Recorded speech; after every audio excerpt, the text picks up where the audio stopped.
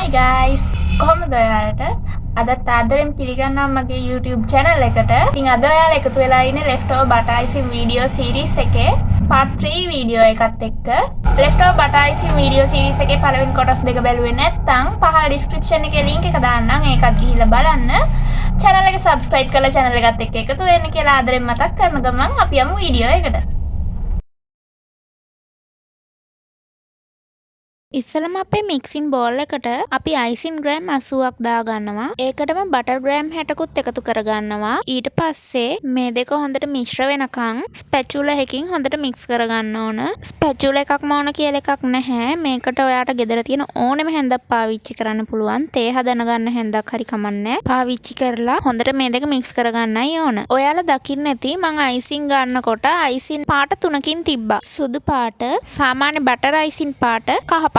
ඉතින් මං ළඟ leftover butter icing මේ වගේ ළඟින් යන පාට තුනක් තිබුණ නිසා මං අමතරව කලරින් එකක්වත් chocolate powder වත් එකතු කරේ නැහැ. හැබැයි ඔයා ළඟ තියෙන ඉතුරු වෙච්ච icing ගැලපෙන පාටවල නෙවෙයි නම් ඔයාට පුළුවන් chocolate icing එකක් හරි වෙනම color එක icing එකක් හරි හදාගන්න. ඉතින් ඔයාලා ඒ කතාව අතරේ දකින්න ඇති මම මගේ butter icing මිශ්‍රණයට vanilla තේ හැඳි භාගයක් එකතු කරගත්තා. ඊට පස්සේ ආයෙ හොඳට මිශ්‍ර කරලා පාන් පිටි ග්‍රෑම් 130ක ප්‍රමාණයක් ටිකෙන් ටික එකතු කරගන්න ගමන් මිශ්‍ර කරනවා. පාන් පිටි ඔක්කොම එකපාර දාගන්න යන්න එපා. එකපාරකට මේසෙ හැඳි දෙකක් විතර දාන ගමන් හොඳට මිශ්‍ර කරලා ආයෙ මේසෙ හැඳි දෙකක් විතර දාලා ආයෙ හොඳට මිශ්‍ර කරලා ඒ විදිහට පාන් පිටි ටික ඔක්කොම සැරෙන් සැර එකතු කරන ගමන් මික්ස් කරගන්න හොඳට. හැමදාමත් කියනවා වගේ පාන් පිටි ගන්නකොට හොඳට හාලලා ගන්න. එතකොට කැට කැට ගතියක් එහෙම තියෙනවා නම් ඒක අයින් වෙනවා. ඒ වගේම හදිස්සිය හරි සත්තු හිටියොත් සත්තු කියන්නේ ගුල්ලෝ කූඹියෝ වගේ උන් හිටියොත් ඒගොල්ලොත් පෙනේර ඉතුරු වෙනවා. ඇත්තටම අපි සමහර වෙලාවට හොඳ පැකට් කරපු බ්‍රෑන්ඩඩ් පාන් පිටි වර්ග පාවිච්චි කළා ඒ වගේ සත්තු ඇති වෙන්න පුළුවන් කාලයක් යද්දී. ඉතින් එහෙම ගුල්ලෝ එහෙම හිටියොත් හදිස්සිය හරි පාන් පිටි එකේ ඔයාලා මොකද කරන්නේ? විසික් කරනවද? පහලින් කමෙන්ට් එකක් දාන්න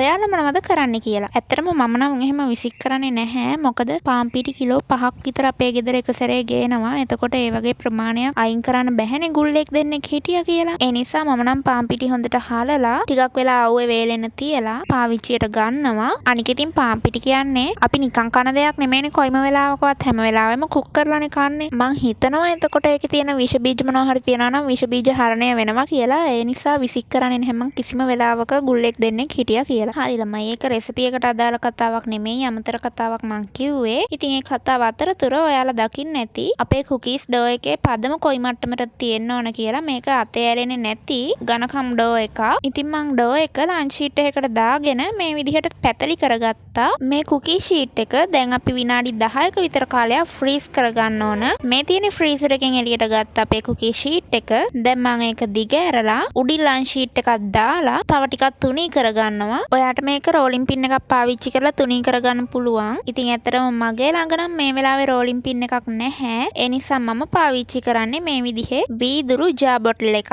ඔයාටත් මේ වෙනුවට මොකක් හරි වීදුරු බෝතලයක් හරි ප්ලාස්ටික් බෝතලයක් හරි එහෙම නැත්නම් ප්ලාස්ටික් කෝප්පයක් හරි පාවිච්චියට ගන්න පුළුවන්. හැබැයි අපි අර වතුර බොන වීදුරු ග්ලාසස් තියෙන්නේ. ඒව නම් පාවිච්චියට ගන්න එපා. මොකද ඒකට ප්‍රෙෂර් එක එනකොට වීදුරුව බින්දෙනවා. මම කීප පාරක්ම එහෙම වතුර බොන වීදුරු වලින් මේ විදිහට ඩෝ එක තුනී කරන්න try කරලා මගේ අතින් වීදුරු කීපයක්ම බින්දුනා. ඒ කියන්නේ ඒකට ප්‍රෙෂර් එක එනකොට වීදුරුව පොළවේ ගැහුවා වගේ බින්දෙන්නේ නැහැ. මැදින් ඉරක් ගිහිලා වීදුරුව ඩැමේජ් වෙනවා. ඒ නිසා ඒ විදිහේ වතුර බොන වීදුරු පාවිච්චි කරන්න එපා මේ වැඩේට. ඉතින් ඔයාලා දකින්න ඇති දැන් මම ලන්ච් ෂීට් එක වටෙන් නම මේ විදිහට ගාන්ට කුකී ඩෝ එක තුනී කරගත්තා. ඉතින් මේ ලන්ච් ෂීට් එකක් වෙනුවට පාර්ච්මන්ට් පේපර් එකක් පාවිච්චි කරන්න පුළුවන්. හැබැයි මම හැමතිස්සෙම ලන්ච් ෂීට් එකක් තමයි පාවිච්චි කරන්නේ. මොකද පාර්ච්මන්ට් පේපර් එකට වඩා මට ගොඩක් ලේසි ලන්ච් ෂීට් එක. වටේට නම එතකොට කඩතුළු හිටින්නේ නැති වෙන්න ගාන්ට තුනී කරගන්න පුළුවන්. ඔයාලට වීඩියෝ එක දිගටම බලාගෙන ඉන්නකොට මට හිතෙනවා තේරෙනවා ඇති කියලා මම මේ මොකද්ද කරන්නේ කියලා. මම මේ ලන්ච් ෂීට් එක වටේ කොටුවට නමන ගමන් ඩෝ එක ලස්සනට තුනී කරගන්න එක තමයි මේ කරන්නේ. මේ විදිහට ලන්ච් ෂීට් එක වටෙන් ටික ටික නම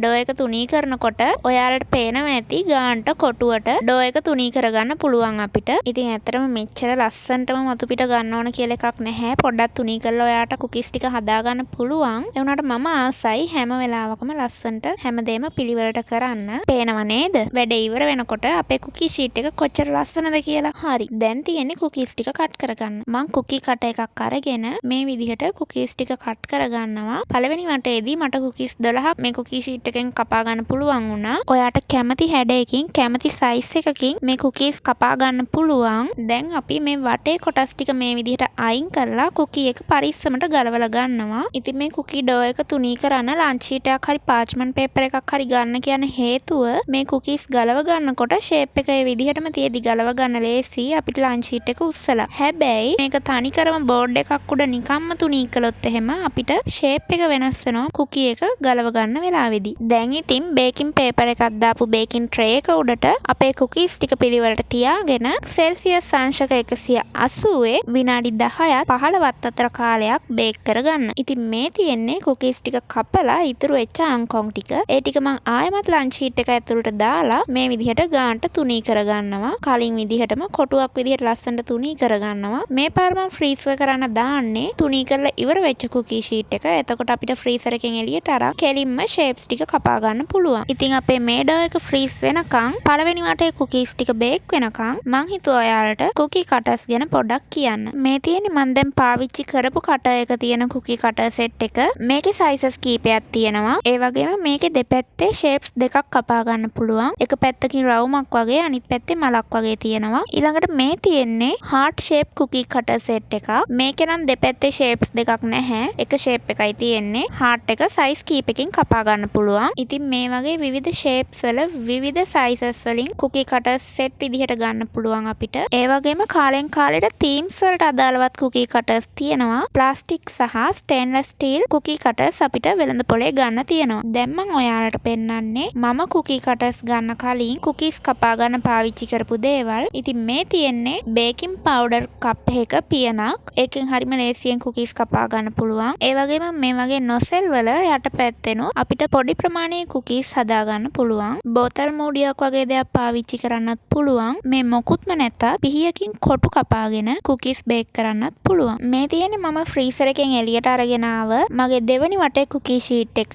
දැන් මම මේක ලන්ච් ෂීට් එක දිග ඇරලා කුකීස් කපා ගන්න හදන්නේ. ඉතින් මම මේක දෙපාරකට බේක් කරන්නේ. මං ගාව තියෙන්නේ oven එකට දාන එක ට්‍රේ එකයි. ඒ වගේම මගේ oven එක කිලෝ 2 oven එකක්. ඔයා ගාව මීට වඩා ලොකු oven එකක් තියෙනවා නම් ඔයාගේ ට්‍රේ එකේ ඉඩ තියෙනවා නම් එහෙමත් නැත්නම් ඔයාට ට්‍රේ දෙකක් තියෙනවා නම් ඔයාට කුකීස් ටික ඔක්කොම එකපාර කපාගෙන එකපාර oven එකේ දාලා එළියට ගන්න පුළුවන්. එහෙම වුණොත් කරන්ට් එකත් ඉතුරුයි. ඔන්න ඉතින් මගේ පළවෙනි වටේ කුකීස් ටික බේක් වෙලා ඉවරයි. මම දැන් ඒ ටික ට්‍රේ එකෙන් අයින් කරලා නිවෙනකන් පැත්තකින් තියාගන්නවා. මේ කුකී එක කොයිම වෙලාවකවත් කොයිම හේතුවක් නිසාවත් උණුවෙන්ම කන්න නම් යන්න එපා. එහෙම වුණොත් නම් රස නැහැ. සාමාන්‍යයෙන් කේක් වර්ග නම් උණුවෙන්ම කද්දි රසයි. හැබැයි කුකීස් උණුවෙන්ම කෑවොත් රහ නැහැ. ඒ නිසා නිවෙනකන් තියන්න. හොඳටම කූල් වුණාට පස්සේ තමයි මේක හයි වෙන්නේ. හරි. මගේ දෙවෙනි රවුන්ඩ් එකේ කුකීස් ටිකත් බේක් වෙලා ඉවරයි. විශේෂම දේ මේ කුකී එකේ টොප් එක ගෝල්ඩන් බ්‍රවුන් වෙනකම් බේක් කරන්න එපා. සාමාන්‍යයෙන් විනාඩි 10ක් බේක් වුණාට පස්සේ ඔයාට මදි කියලා හිතනවා නම් විනාඩි 12ක් 15ක් උඩරිම තියන්න. ඊට වඩා ටයිම් එකක් බේක් කරන්න එපා. කුකී එකේ උඩ ඔරිජිනල් කලර් එකෙන්ම තියෙනකොට තමයි ලස්සන. මේ කුකී එක ඇත්තටම ළමයි මාරම රසයි. හරියට නිකන් මිල්ක් ෂෝට් කේක් බිස්කට් වල කාලා තියෙනව නේද? එන්න ඒ ටේස්ට් එකමයි මාර රසයි. ඔයාලත් අනිවාර්යෙන්ම හදලා බලලා try කරලා මටත් කියන්න ටේස්ට් එක කොහොමද කියලා. වීඩියෝ එක හොඳයි නම් ලයික් එකක් දාන්න. එහෙනම් ආදරේ ගිහින් එන්න. බයි.